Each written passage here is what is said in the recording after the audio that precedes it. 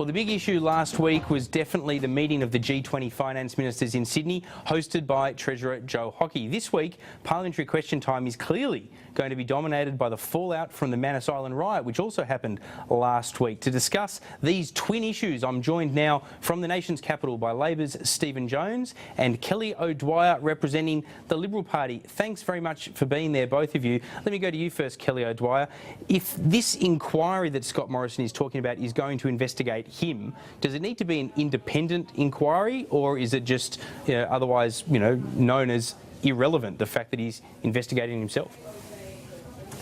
It is an independent inquiry, and obviously the inquiry will look at all of the facts.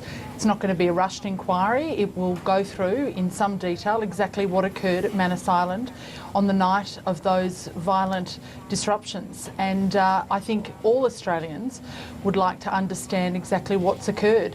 I think the Minister's done an incredibly good job. There's independent and then there's independent. How independent is this? I mean, are the terms of reference being set by the Minister, for example? Is the inquiry being overseen by the Minister's department? It's obviously not a royal commission, I'm not calling for that, but how independent is it?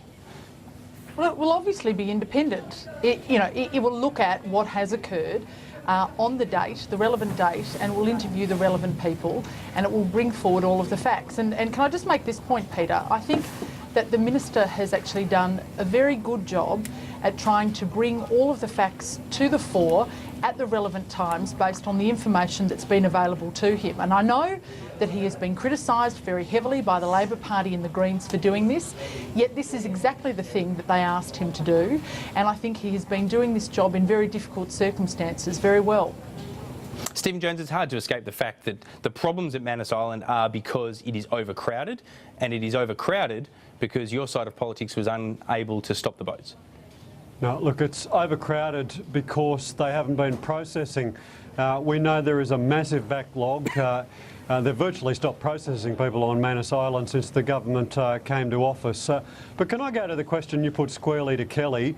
There is one test of whether the inquiry will be independent, and that is, will it also inquire into what the Minister knew and when, and the directions that the Minister gave, and how they are related to what's gone on at Manus Island as well? That's the real test of whether it's an independent inquiry.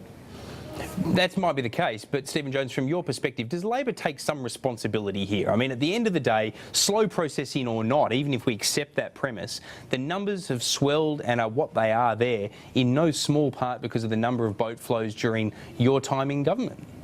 Now, we take responsibility for putting in place the Pacific Agreement with PNG and elsewhere. I think it's been a critical part of the overall strategy. There is no one silver bullet, and we said that at the time.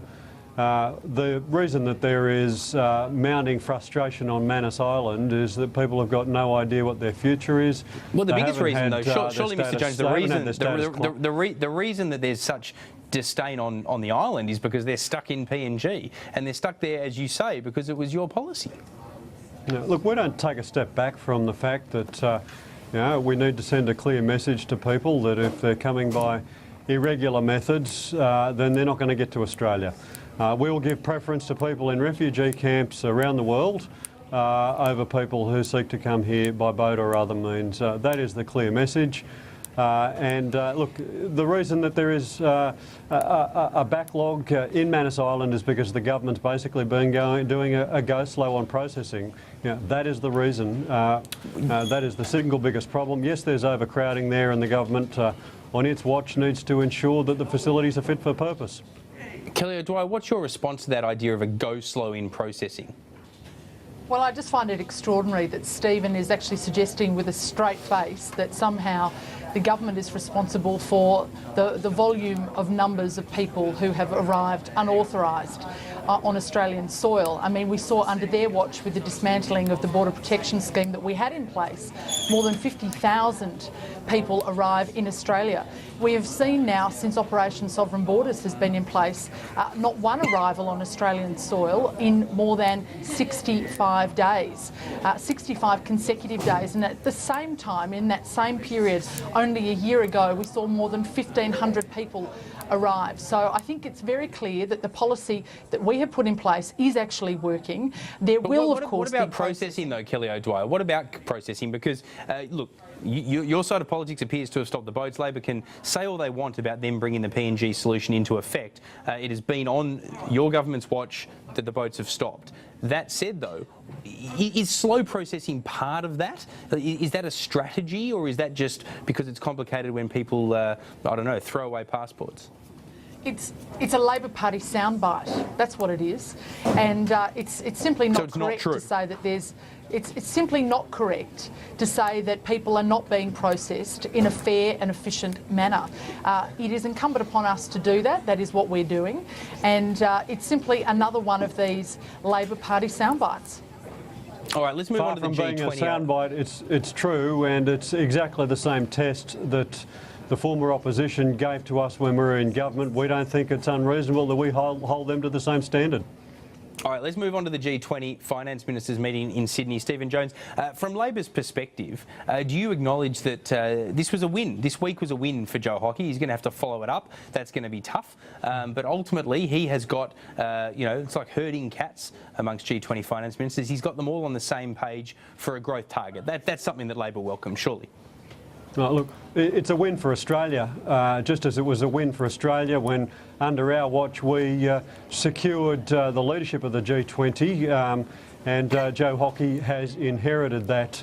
I will say this, though. Look, we welcome the moves by the G20 leaders to look at reform of their economies and to accelerate the trade agreements around the world. But one of the areas where we do think that Joe Hockey has squibbed it is on the area of international tax evasion.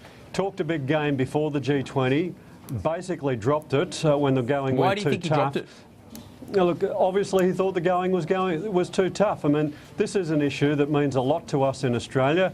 If we're bleeding revenues and other G20 companies are bleeding revenues because frankly unethical tax evasion by the largest companies in the world, we need to do something about it. There was an opportunity to get an agreement and Joe Hockey squibbed it.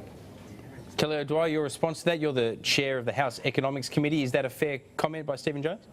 It's not a fair comment at all. In fact, it's a complete misrepresentation about what occurred at the G20 with the finance ministers and central bank governors. In fact, we did in fact put in place an agreement to share tax information automatically between jurisdictions. That's a great win. That's a great win not only for Australia but for the world. So it's simply not correct to say that we're going soft. Far from it.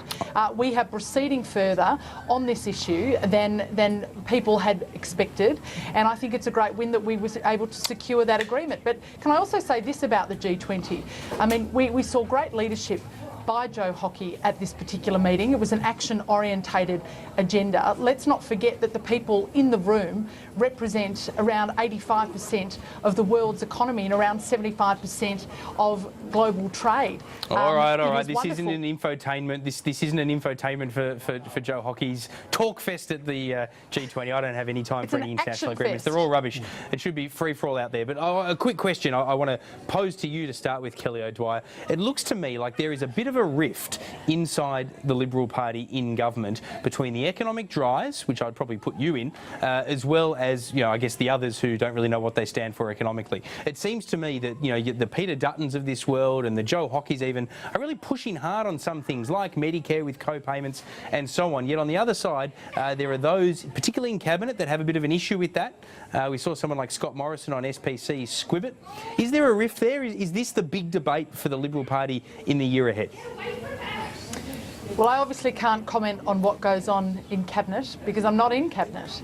But what I can say to you is and that more the shame to that, but coalition, I'm not going to enter into that. But the entire coalition party is entirely at one with the idea that we need to be able to live within our means and take the measures that are necessary in order to do that. Now, that's going to require significant structural reform. We've been given a mandate from the people in order to do that. We've got a commission in order in place making recommendations, and in the budget, Joe Hockey will make the decisions that need to be made in order to be fiscally responsible. All right, let me jump in. Stephen Jones, just quickly before we go, will Labor back any of these fiscally responsible necessary steps? Well, we won't be backing the GP tax, and I don't recall at any time during the election or before the coalition saying we're going to introduce a K payment for Medicare. Look, the truth is this, Peter. Joe Hockey's launched a war on entitlements. He's trying to tell people that it's about somebody else's entitlements, somebody else's services. The fact is it's going to affect every Australian. We'll know a bit more about this in a few weeks' time when the Commission of Audit hands down its recommendations. But don't stop the Labor scare but campaign. it's a smokescreen for cuts to benefits and services.